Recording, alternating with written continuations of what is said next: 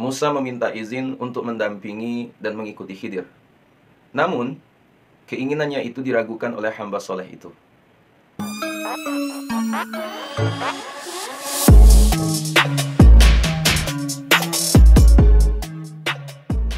Bismillahirrahmanirrahim. Alhamdulillahilladzi an'amana bi ni'matil imani wal islam wa nusallimu ala khairil anam sayyidina Muhammadin wa alihi washabbihi ajmain, amma ba'du. Azabiku semua dimuliakan Allah Subhanahu wa taala. Kisah ini bermula saat Nabi Musa alaihissalam ditanya oleh kaum Bani Israel tentang manusia yang paling alim di muka bumi. Dijawab oleh Nabi Musa, tidak ada lagi yang paling alim di muka bumi selain aku.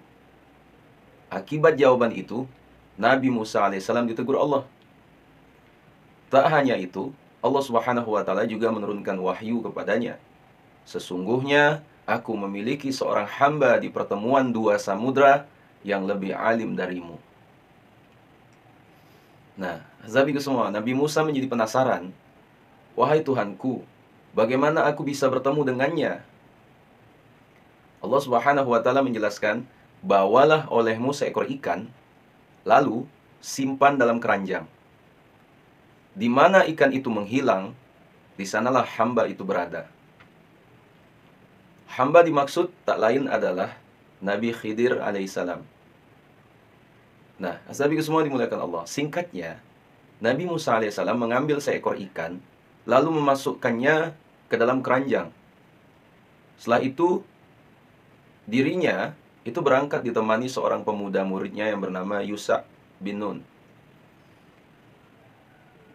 Tibalah keduanya di sebuah batu besar, tetapi bermaksud untuk merebahkan kepala sejenak, keduanya justru tertidur. Sementara ikan yang ada di dalam keranjang mulai meronta, hingga akhirnya keluar dan terjatuh ke lautan. Ya. Kejadian ini pun, asabiku semua, diabadikan dalam Al-Quran, dalam surah Al-Kahfi. Lalu ikan itu melompat dan mengambil jalannya ke laut. Ya. Nah, ketika Nabi Musa terbangun, kawannya lupa mengabarkan kepadanya tentang keberadaan ikan.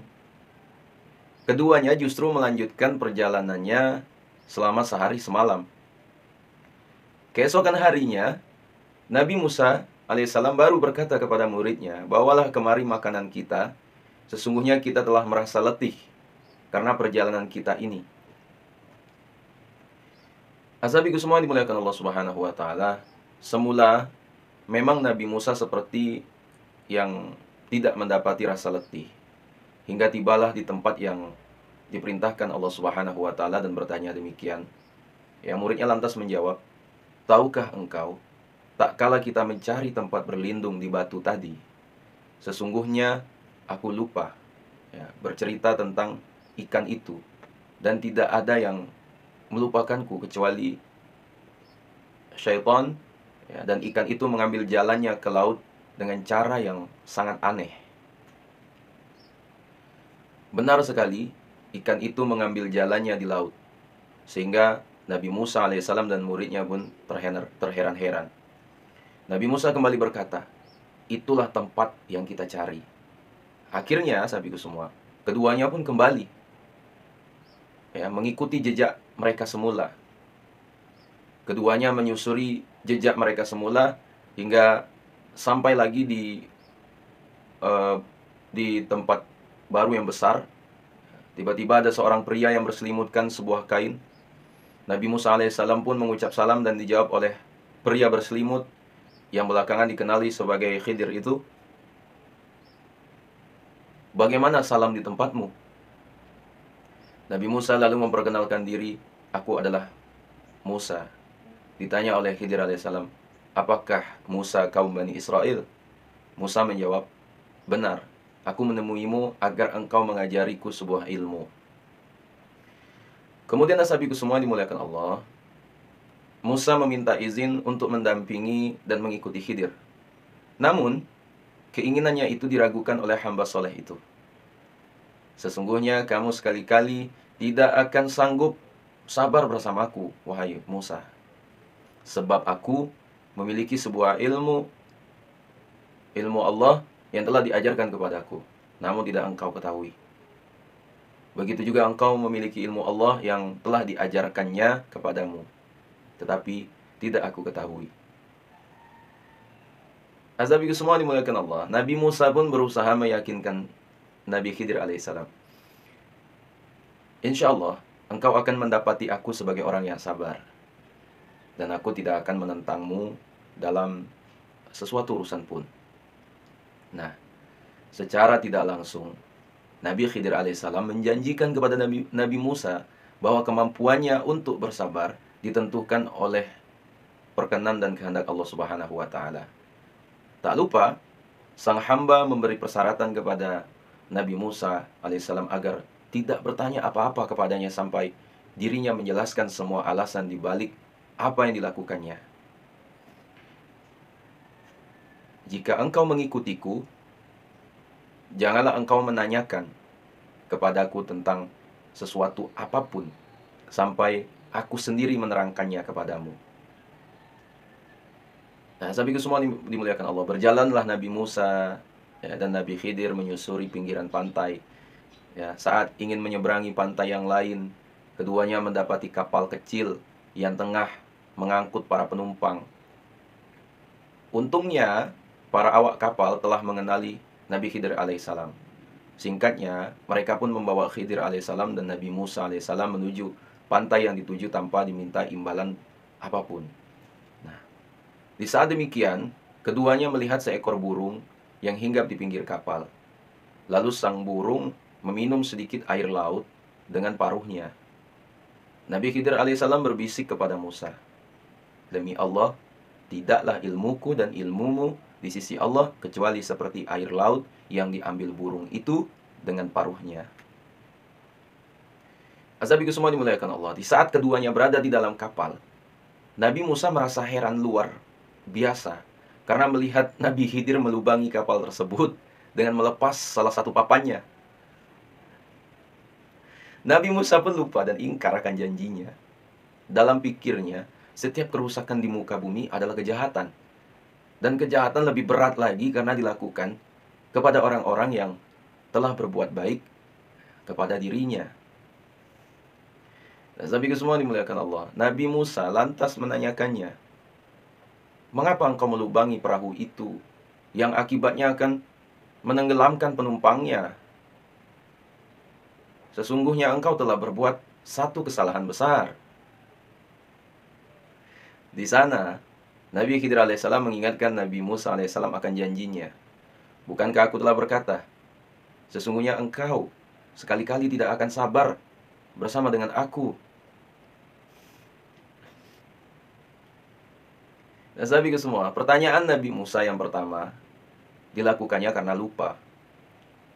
Ya, sebagaimana yang disampaikan ya dalam sabda Rasulullah SAW. Ya, keduanya pun melanjutkan perjalanan, namun Nabi Musa kembali melihat keanehan yang dilakukan Nabi Khidir alaihissalam. Ya, mengambil seorang anak kecil yang sedang lucu-lucunya dan aktif bermain, kemudian menidurkannya. Ya, anak itu lalu disembelih dan kepalanya dipisahkan dari tubuhnya. Melihat hal itu, lagi-lagi Nabi Musa tak mampu bersabar. Ia kembali mengingkari janjinya, padahal dirinya tahu akan janji yang telah disampaikannya. "Mengapa engkau membunuh jiwa yang bersih? Bukan karena dia membunuh orang lain. Sesungguhnya engkau telah melakukan suatu yang mungkar." Nabi Khidir pun melontarkan teguran yang sama kepada Nabi Musa. "Bukankah aku telah berkata, sesungguhnya engkau sekali-kali tidak akan mampu sabar bersamaku?" Di sini pun Nabi Musa menyadari jika dirinya tidak akan mampu lama-lama menemani Khidir, sang hamba yang soleh itu. Ya, ia tak kuasa melihat setiap kejadian yang dialaminya, sementara dirinya terdiam. Keadaan itu kembali kepada dua hal. Ya, pertama, kembali kepada tabiat Nabi Musa sebagai sosok yang berjiwa pemimpin. Ya, Nabi Musa mungkin sudah terbiasa kritis. atas setiap apa yang telah dilihatnya. Ya, di saat yang sama, ia tidak terbiasa berdiam diri ketika melihat perkara yang tidak disukainya. Kedua, syariat Nabi Musa alaihissalam tidak membenarkan pembunuhan terhadap seorang anak, kemudian membiarkan pembunuhannya, ya, kemudian membiarkan pembunuhnya, bagaimanapun keadaan pelakunya. Artinya, dalam hal ini, Nabi Musa mengakui kesalahan yang dilakukannya terhadap Khidir. Karenanya, beliau kembali meminta kesempatan yang ketiga dan berjanji, jika kembali bertanya sesuatu, dirinya berhak untuk berpisah dan ditinggalkan Khidir alaihissalam. Nah, ashabi semua dimuliakan Allah, mereka pun melanjutkan perjalanan sampai di suatu kampung yang penduduknya kikir. Mereka berdua mencari orang-orang yang berkenan menjamu. Namun, tidak mendapatinya seorang pun. Meski demikian, Nabi Khidir tetap memperbaiki sebuah dinding rumah, ya, di kampung tersebut yang nyaris roboh. Ashabi semua dimuliakan Allah, lagi-lagi merupakan perkara aneh. Mereka diketahui sebagai kaum yang kikir, namun Nabi Khidir mau memperbaiki dinding rumah mereka tanpa mendapat imbalan apapun. Disinilah Nabi Musa sudah memilih untuk berpisah dengan Nabi Khidir alaihissalam. Ya, hal itu ditunjukkan, ya, dalam pertanyaannya tentang alasan mengapa Nabi Khidir mau memperbaiki rumah para penduduk kampung itu tanpa imbalan sedikit pun. Padahal dari mereka tidak ada yang mau menyambut dan menjamu. Ashabi semua, seandainya Nabi Musa bersabar dalam mendampingi Nabi Khidir, tapi tentu Nabi Musa akan mendapatkan banyak keajaiban dan rahasia yang di dalamnya, ya, yang dialaminya. Sayangnya Nabi Musa memilih berpisah setelah Nabi Khidir menjelaskan rahasia di balik semua yang dilakukannya. Ashabi semua dimuliakan Allah, adapun perahu itu adalah milik orang-orang miskin yang bekerja di laut. Maka aku bermaksud membuatnya cacat, karena di hadapan mereka ada seorang raja atau zolim yang merampas setiap perahu yang terlihat masih bagus. Jelas Nabi Khidir pada Nabi Musa alaihissalam. Adapun anak yang aku bunuh itu, kedua orang tuanya mukmin, dan kami khawatir kalau dia akan memaksa kedua orang tuanya untuk durhaka dan berbuat kufur. Maka kami menghendaki bahwa Tuhan mereka menggantinya dengan seorang anak lain yang lebih baik kesuciannya daripada anak itu dan lebih sayang kepada ibu bapaknya. Adapun dinding rumah itu adalah milik dua anak yatim di kota tersebut, dan di bawahnya tersimpan harta milik mereka berdua. Sedangkan ayah mereka orang soleh. Maka Tuhanmu menghendaki agar keduanya mencapai usia dewasa dan mengeluarkan simpanannya itu sebagai rahmat, sebagai kasih sayang dari Tuhanmu. Aku tidak melakukannya berdasarkan kemauanku sendiri. Itulah makna sesuatu yang engkau tidak mampu bersabar terhadapnya. Pungkas Nabi Khidir alaihissalam. Ya sahabat semua dimuliakan Allah Subhanahu wa taala. Pertemuan Nabi Musa dan Nabi Khidir ini pun diabadikan dalam Al-Qur'an, dalam surah Al-Kahfi mulai ayat 61, tidak salah ya, sampai ayat 82.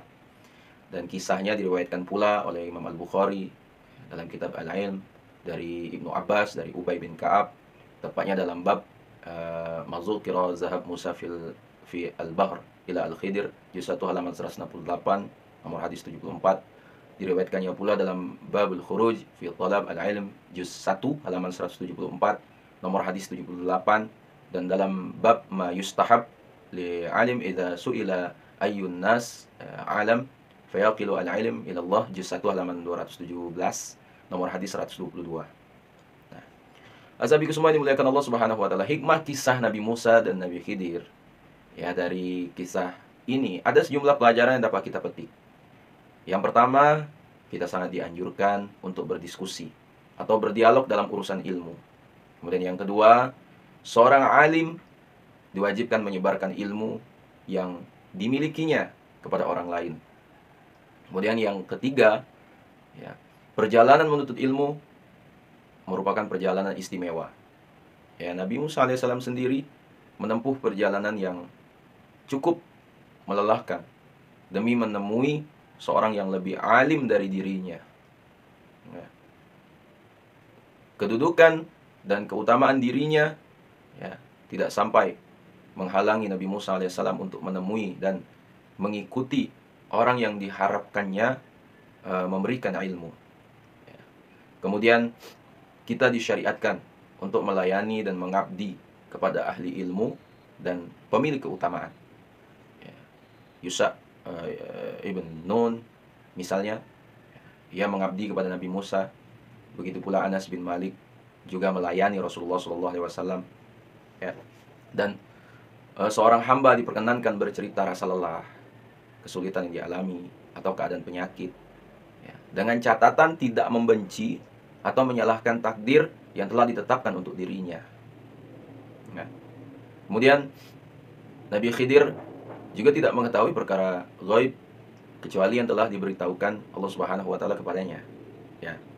Nah, kisah ini, sahabatku semua, meyakinkan kepada kita bahwa Allah Subhanahu wa taala Maha Kuasa untuk menghidupkan sesuatu yang sudah mati, ya, seperti menghidupkan ikan yang dibawa Nabi Musa alaihissalam.